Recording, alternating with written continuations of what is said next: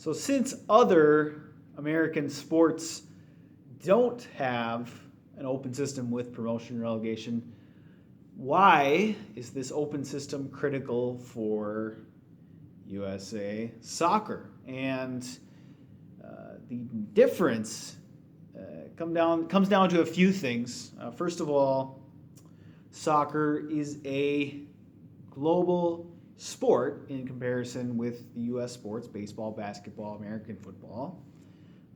Yes, those sports are played around the world, but for the most part, they are American-centric sports. The premier competition exists within America.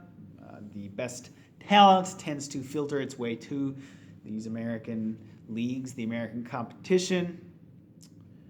Whereas with soccer, the competition is spread throughout the world.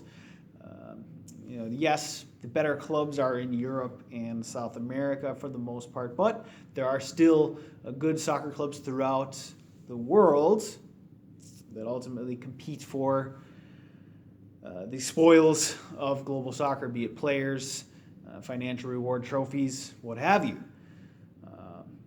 And U.S. soccer, special in that it has a set of divisional sanctions that are granted by FIFA, the soccer global governing body. And these divisional sanctions should apply to a nation's soccer ecosystem through a system of promotion and relegation. So they should be sanctions should be given to container leagues in a connected pyramid, and clubs should move up and down, be promoted and relegated each year based on their merit. So if you are a really good team in Division II, you should go up to Division I, and vice versa all throughout the system. And these divisional sanctions, if you do finish at the top of a nation's Division I, you enter into regional club competition, international club competition. And if you win your region, you go to the Club World Cup. So there is incentive to be a part of these divisional sanctions that simply doesn't exist in American sports. So if American sports had divisional sanctions, there wouldn't be as much of an urgency to get up into Division I. It wouldn't really matter. It'd be kind of arbitrary if I was in the basketball USA Division I versus Division II. Now again, I think that system of promotion relegation could also work in American sports, but I'm saying here it's not as critical as with American soccer. So beyond entrance in international competition, the divisional sanctions are important in USA for global recognition. When someone sees that a club is in Division I, the norm is to look at them as the top of their ecosystem. Now, when we give out Division I sanctions just based on a whim or based on paying $200 million or based on being affiliated with the MLS some company, that kind of skews things. In the normal operating procedure for the rest of the world, of course, is for clubs to win their way up into Division I. So when a team has that Division I label stuck on them, it is well and truly earned. So the global recognition attached to being a Division I team can lead to more popularity, more financial gain in the global market. So that's another reason why divisional sanctions are vital for USA Soccer and why adhering to FIFA's mandate of promotion relegation is critical here. They aren't just throwaway sanctions that are just arbitrarily placed. They actually have meaning in the global soccer economy. So now again, when we think about American sports, would a system of promotion relegation be good for them? Yes, absolutely. It's a much better way to filter talent to the top of a sports ecosystem. It essentially filters talent based on their play on the court for the most part. It eliminates a lot of the human error that could come into play with scouting or coaching, and that's primarily what American sports, how they filter talent to the top.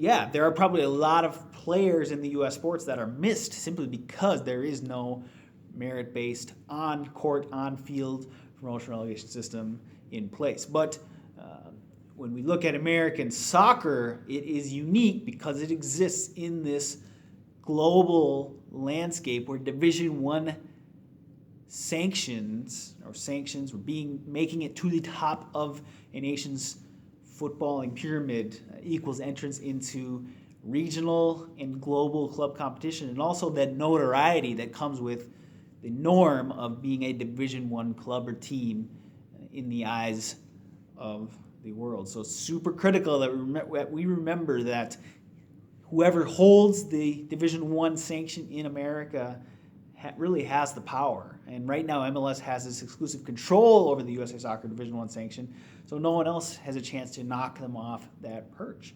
And when no one else has a chance to become a Division I, especially in soccer, people who know how global soccer works, there's no point for them. It makes no business sense to invest time, money, energy, and resources into the USA Soccer lower divisions. Yes, some people still do it despite those limitations, but that's just a testimony to the massive potential of American soccer. So when we allow all people in the American soccer ecosystem to have a fair chance to access Division I, then you will see the investment and interest really start to take off for the entire American soccer pyramid. So everyone from the local grassroots amateur clubs to the current professional clubs we have in America right now. We must understand that divisional sanctions are critical, and we can't ask people to form an alternate competing system with MLS while MLS has this exclusive hold on Division I. You cannot compete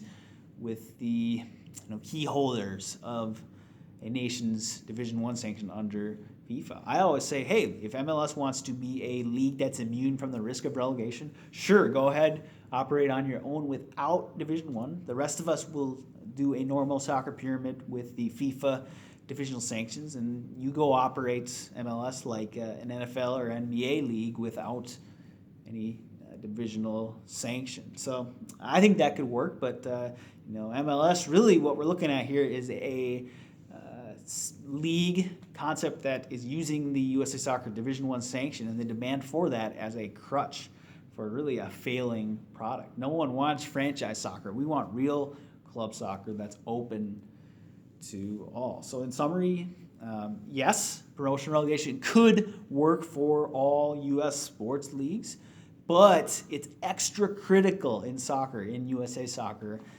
that the Division I sanction be freed up and open to all people. Divisional sanctions are critical. They should belong to the federation, and they should be distributed evenly among the people, meaning that all people should have a fair shot to win their way into a nation's Division I sanctions. So don't listen to people who say that MLS deserves to have this exclusive monopoly over Division I and that people should just compete against them regardless, that sanctions aren't important. They are vital to American soccer.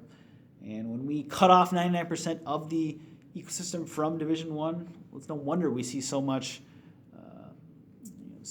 instability in the lower divisions outside of Division I, or so much lack of interest outside of Division I. The sanctions are critical. And it's all down to our governing federation to make this one policy change. Open up the ecosystem to all people, all clubs. Then we will truly be able to reach our maximum USA Soccer potential. So if you like this video, make sure to share it out across social media and also subscribe right here to my channel. And I'll talk to you soon.